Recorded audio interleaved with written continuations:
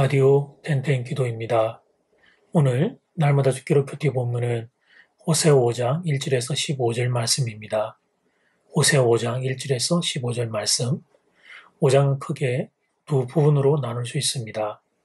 1절에서 5절까지는 지도자들의 범죄 내용이 기록되어 있습니다. 6절에서 14절까지는 하나님의 심판의 경고입니다. 첫 번째, 이스라엘 지도자들의 범죄. 지도자들의 범죄는 본문에 몇 가지 기록되어 있는데 먼저 1절을 보면 우상 숭배가 나옵니다. 지도자들부터 하나님에 대한 신앙에 금이 가고 있었던 것입니다. 그리고 2절을 보면 살인죄가 경고되고 있습니다. 2절 말씀, 패역자가 살육죄에 깊이 빠졌음에 내가 그들을 다 벌하노라.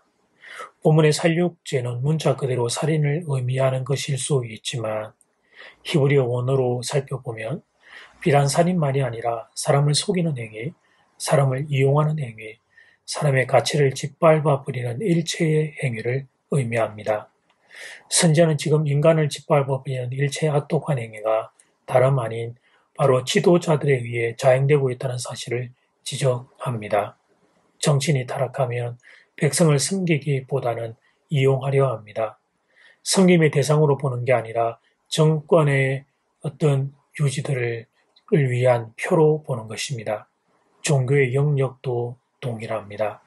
종교가 타락하면 지도자들이 하나님의 백성을 착취하고 이용하게 됩니다. 당시 이스라엘에 그런 일이 일어나고 있었던 것입니다. 이동훈 목사님의 책에서 본 글 하나를 소개합니다. 미국의 유명한 소설가의 마크 트웨인이 생전에 이스라엘을 방문한 적이 있었다고 합니다. 갈릴리바드에 나가서 배를 타려고 하는데 그 당시 돈으로 10달러라고 하는 엄청난 돈을 배삭수로 요구하더라는 것입니다. 이렇게 높은 값을 부르는 것을 보고 마크 트웨인이 이런 말을 했다고 합니다. 이제 알겠다. 예수님이 왜 갈릴리 바다를 걸어가려고 하셨는지. 묻자고 했던 말이지만 시사하는 바가 적지 않습니다. 가요 본문을 보면 당시 지도자들이 교만의 죄에 빠져 있음을 보게 됩니다. 5절 말씀, 이스라엘의 교만이 그 얼굴에 드러난다니 그 죄악으로 말미암아 이스라엘과 에브라임이 넘어지고 유다도 그들과 함께 넘어지리라. 교만이란 한마디로 말하면 내가 하나님보다 더 높아지려고 하는 태도입니다. 하나님을 의존하기보다 자기를 높이고 있던 모습, 그것이 그 시대의 부패한 지도자들의 모습이었습니다. 말씀을 가지고 우리의 자리로 건너와 보겠습니다. 지도자의 자리에 서 있는 이들은 오늘 말씀을 무거운 경고의 말씀으로 받아야 하겠습니다. 그리고 우리 모두는 이 땅의 지도자들을 위해 기도해야 하겠습니다. 지도자의 수준이 그 나라 국민의 수준이고 국민의 수준이 그 나라 지도자의 수준입니다. 정치, 경제, 종교 등 모든 영역에서 하나님을 존중하는 지도자들이 세워질 수 있도록 기도해야 하겠습니다. 두 번째, 하나님의 심판에 대한 경고의 말씀. 6절에서 14절까지는 하나님의 심판에 대한 경고가 기록되어 있습니다. 먼저 하나님은 무의미한 종교 행위를 경고하십니다. 6절 말씀, 그들이 양떼와 소떼를 이끌고 여호와로 이를 찾으러 갈지라도 만나지 못할 것은 이미 그들에게서 떠나셨습니다. 그들은 자신의 범죄를 깨닫거나 통회하지 않으면서 종교적 행사만 반복하고 있었습니다. 이런 이스라엘 백성들의 형편을 보면서 하나님이 강하게 말씀하십니다. 내가 그들에게서 이미 떠났다라고 말씀하십니다. 그 다음 7절 말씀입니다. 그들이 여호와께 정조를 지키지 아니하고 사생활을 낳았으니 그러므로 새 달이 그들과 함께 그 기업을 함께 삼키리로다. 행음한 사람들의 사생활을 낳듯이 이스라엘의 모든 행위는 마치 사생활을 낳는 것과 같아 축복을 받을 수 없다는 것입니다. 새 달이 그들과 그 기업을 함께 삼키리로다 해서 새 달이란 일종의 절기로서 월삭을 가리키는 말입니다. 월삭은 한 달에 한 번 하나님을 예배하는 그 당시의 중요한 절기였습니다. 그러나 회개함 없이 하나님과의 동행함 없이 드리는 종교의식은 하나님 앞에 인정될 수도 없고 축복의 대상이 될 수도 없었습니다. 오히려 그것 때문에 하나님의 더 큰 저주를 받을 수 있었습니다. 그런데 이스라엘 백성들은 이 사실에 엄중함을 몰랐습니다. 마음이 없는 예배가 얼마나 치명적인지를 몰랐습니다. 죄를 회개함 없는 하나님과의 동행이 전무한 죄악으로 범벅된 일상이 하나님께 얼마나 큰 죄악인지를 몰랐습니다. 그저 예배만 드리면 해결될 수 있다고 생각했던 것입니다. 그래서 사실 구약 선지자의 말씀을 보는 것은 쉬운 일이 아닙니다. 우리 마음이 불편하기 때문입니다. 때론 찔림이 있기 때문입니다. 그런데 입에 쓴 약이 몸에 좋다고 선지서의 말씀이 우리의 영혼을 기경하며 복된 자리로 이끌어주는 말씀입니다. 하나님이 우리를 떠나버리시면 그러면 우리들 인생은 끝입니다. 그러니 말씀 앞에서 우리의 삶을 돌아보기를 원합니다. 혹시 부끄러운 죄악이 있다면 하나님 앞에 회개하는 시간 되기를 소원합니다. 15절 말씀, 그들이 그 죄를 뉘우치고 내 얼굴을 구하기까지 내가 내 곳으로 돌아가리라. 그들이 고난받을 때에 나를 간절히 구하리라. 우리의 죄를 뉘우치고 하나님의 얼굴을 구해야 합니다. 그것이 우리의 살 길입니다. 그리고 우리가 그렇게 하면 긍휼이 풍성하신 하나님은 다시 우리에게로 돌아오실 것입니다. 하나님이 우리의 삶에, 우리의 가정에, 이 나라 이 민족에 다시 돌아오기를 간절히 사모합니다. 이제 첫 번째 기도 시간입니다.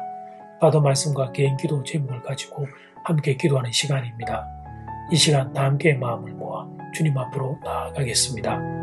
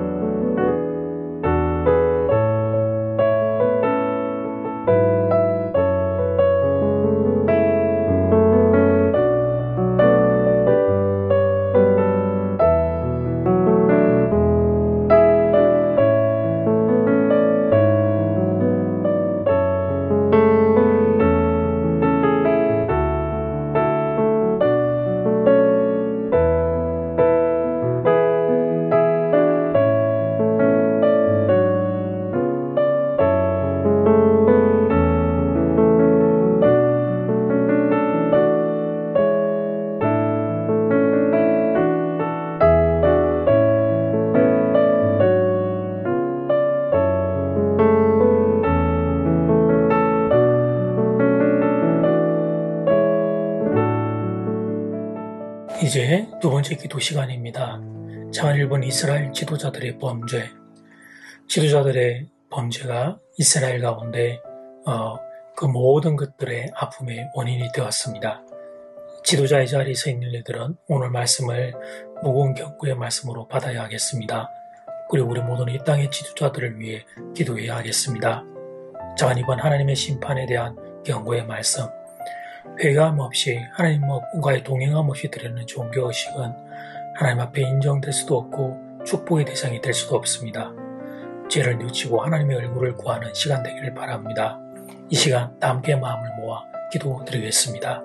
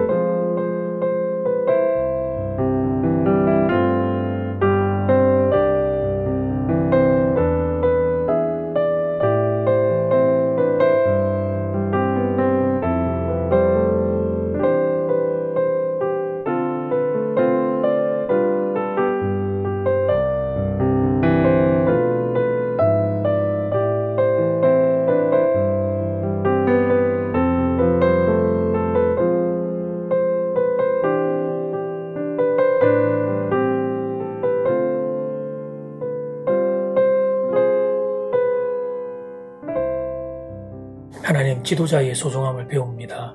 지도자의 자리에 서 있는 이들은 오늘 말씀을 무거운 경고의 말씀으로 받을 수 있도록 도와주시고, 그리고 우리 모두는 이 땅의 지도자들을 위해 하나님 앞에 엎드려 기도하겠습니다. 하나님의 심판에 대한 경고의 말씀도 우리가 오늘 받습니다. 회개함 없이, 하나님과의 동행함 없이 드리는 종교의식은 하나님 앞에 인정될 수도 없고 축복의 대상이 될 수도 없다는 것을 기억합니다. 우리의 죄를 뉘우치고 하나님의 얼굴을 구합니다. 그리고 하나님, 내일의 예배가 우리가 하나님 앞에 그렇게 드리는 예배가 되게 하시고, 우리 위에 하나님의 은혜가 하나님 임하는 시간 되기를 간절히 소원합니다. 예수님 이름으로 기도드립니다. 아멘. 이제는 각자 개인적으로 기도하시면 되겠습니다. 평안한 밤 되십시오.